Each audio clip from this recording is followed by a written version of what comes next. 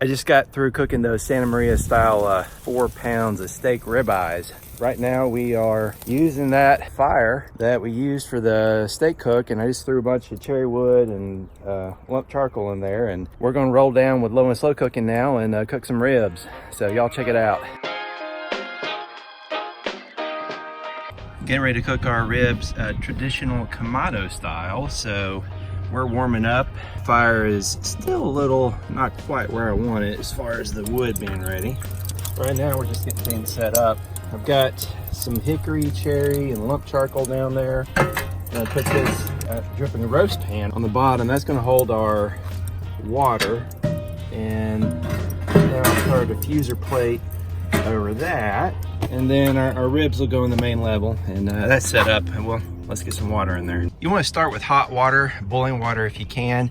It really just prevents you from using charcoal that otherwise would just have to boil the water. Probably gonna get some haters asking, why are you putting water in a Kamado? Kamados don't need water pans. Well, truth is, they do. And we're gonna see today an improved result from having used water in here.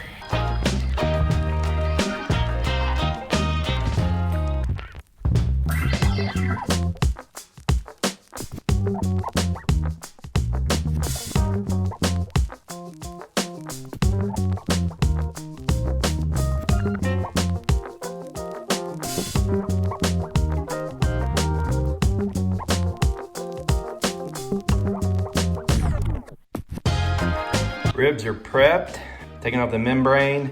We applied the salt and our Rocky rub, and Rocky's rub is salt free, so you gotta make sure you add the salt separately. And then a little coating of extra virgin olive oil to help them adhere. All right, let's get these outside. Man, it is a beautiful day to be cooking. All right, what we got? We got 242, 245, and that's the bottom and the extra half grate temperature. They're really close to each other. Dome is reading about 220 or so, 210, 220, so it's an agreement. Let's get this open. All right, got our ribs. Now we're just gonna get these on, and hopefully I can do that while holding the camera. In fact, I'm just gonna put the camera right over here. All right, 3 racks of ribs on the bottom, 1 rack on top. You know, if we really tried, I bet we could squeeze one more in there. That's looking really good. I think I'll reapply some rub right there, and then we'll let these go. Justin Walrave, in addition to being a good friend of mine, has a great channel, and on it he did a rib spritzing test and decided that this was good stuff, and he learned it from somebody, so everybody's ripping this technique off everybody else, but we're gonna go spritz the ribs with this stuff. All right, I'm back with the rub. Just gonna get these couple of spots that came off when I was applying them. Applying the rubs on the grill, that is. Applying ribs on the grill. Man, words are so hard, man. I tell you what, I struggle with words. We got the words on there. Words. We got the rub on there. I'm just gonna stop talking. All right, we got the rub on there. We got our spritz on there. We're running around 225, or at least we were. Yeah, temps will climb back up, so we're gonna let these roll. All right, I know right now y'all are thinking, Dave, just spritz those ribs. Dave doesn't spritz ribs. What's up with that? Well, I usually don't, but I've seen a lot of people doing it lately, and I've been giving it a try. I don't think it's a major component of the cook. If anything, it's very, very minor, but hey, why not? One thing I'll note real quick is you gotta watch the water in your pan, especially a big, shallow one like this. It'll steam that water off pretty quick. Now, this water helps your fire burn hotter because the water tends to tug the pit temperatures down. And a hotter fire and steam that comes from the water, the boiling water, helps with the smoke adhesion and flavor and all that. So, you know, you can skip if you want to, but I think it's worthwhile doing. It's been a little bit over an hour, so we'll check on the ribs. It's a beautiful day. I got those 2 bottom probes just hanging below the shelf here. So it's what, 75, 76 in the shade. We're running about 225 plus or minus 3 or 4 on the 2 grates. So we'll open this up. Oh wow, man, that's a lot of steam. Whew. Those are looking pretty good. Gonna add some water and spritz. So we got the shallow pan. Goes through water pretty fast, but these are looking good, and we'll just keep letting them go. A little over 2 hours into the cook now, Ribs are looking really good. I've already spritzed and added water to the pan. I just want to show these off before I close the lid. All right, ribs have been in a little bit over 3 hours, and my temperatures just started climbing up a little bit a few minutes ago. I think my water's run out, so let's check that. And yep, it's out. So put some more in there. That'll bring the temperatures back down to 225 or so range. And we'll give them a little spritz while we're here. Looking good. Really like that color. I messed up and put not just for beef on that rack right there, which is why it's so peppery. But yeah, a little spritz. Looking good. We'll just let these go for a while. Hey, here's one thing I want to point out real quick. You see how this rack right here has got this tug on this edge, but not in the middle, and then you see a little tug on the end again?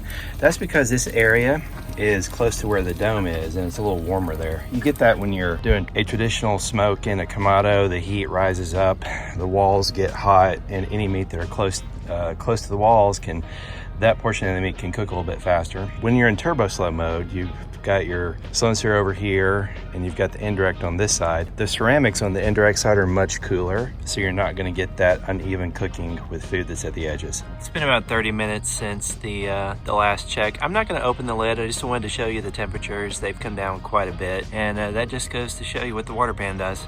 A little over 4 hours into the cook, we're still rocking the low and slow. Still mid 70s or upper 70s and sunny, so can't complain about that.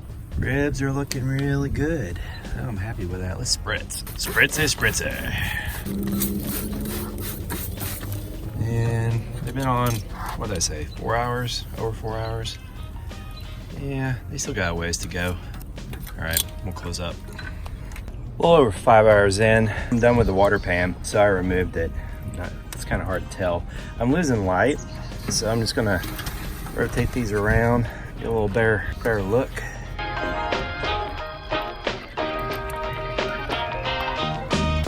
And I'm gonna let the heat come up some, because I'm just ready for these to be done. I also realized with shrinkage that all 4 of these bad boys will now fit on the main grate, so I removed the elevated cooking grate and cook on the main surface.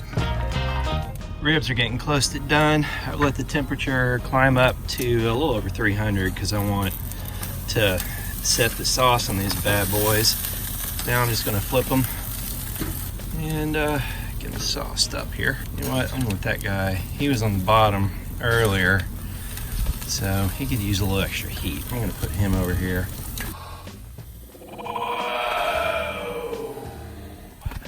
Apparently those were more done than I realized. Anyway, we'll just keep going.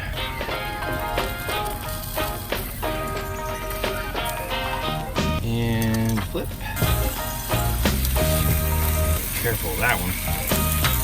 And more sauce.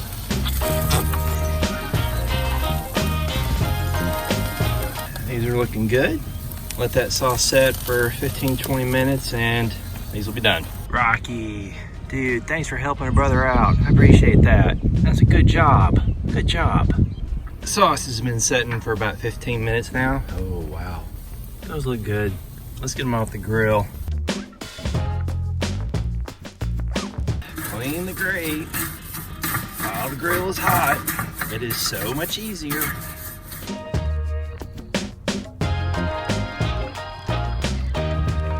All right, time to cut in one of these and see how we did.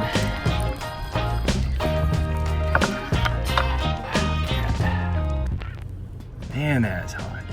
Juicy too. That's got to cool off a minute before I actually taste it.